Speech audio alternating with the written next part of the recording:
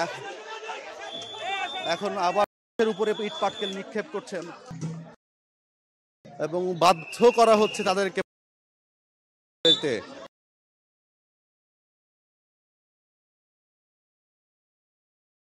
বাহিনীর উপরে ইট পাটকেল নিক্ষেপ করতে আমরা যেমনটি দেখেছি এবং পরিস্থিতি নিয়ন্ত্রণে আনতে কিন্তু এই মুহূর্তে সাউন্ড গ্রেনেড নিক্ষেপ করা হয়েছে এবং তাদেরকে ভেতরে প্রবেশ করতে বলা হচ্ছে।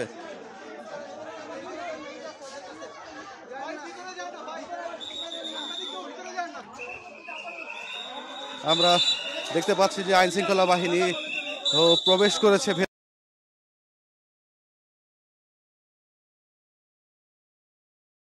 তারপরেও কিন্তু তাদেরকে ধাওয়া দিয়ে প্রতিষ্ঠানের ভেতরে প্রবেশ করতে বলা হচ্ছে এবং তারা এখন শিক্ষার্থীরা কিন্তু ভেতরে অনেকে প্রবেশ করেছেন ধাওয়া দিয়ে, কিন্তু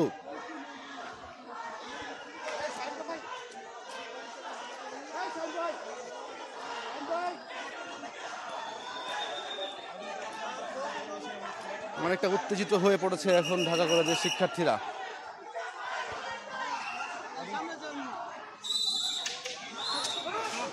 ধাওয়া দিয়ে এলো এই মুহূর্তে সেনাবাহিনী, আমরা দেখতে পেলাম যে তারা যেন যেভাবে উত্তেজিত হয়ে পড়েছিল সেনাবাহিনীর উপর, তারা যেন না করে, তারা এই মুহূর্তে ঢুকে পড়ছে। এবার কিন্তু পুরোপুরিভাবে তাদেরকে নিয়ন্ত্রণে আনতে, তারা স্বাভাবিক পরিস্থিতিতে আনতে সবকিছু বন্ধ করে দিচ্ছে।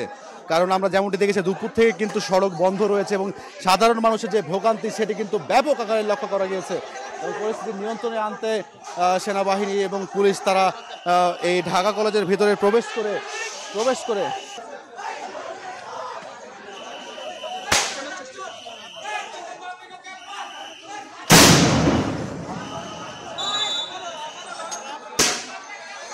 সাউন্ড গ্রেনেড নিক্ষেপ করে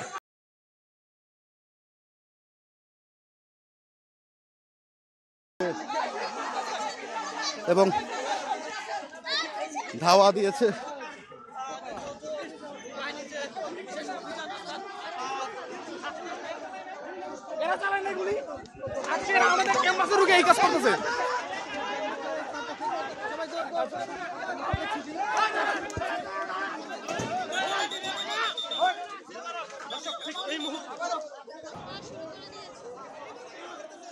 পরিস্থিতি শান্ত করতে বারবার কিন্তু সাউন্ড গ্রেনেড নিক্ষেপ করা হচ্ছে, কিন্তু থেকেই আমরা দেখতে পাচ্ছি যে ইট পাটকেল নিক্ষেপ করছে শিক্ষার্থীরা কর্নারে দাঁড়ায়।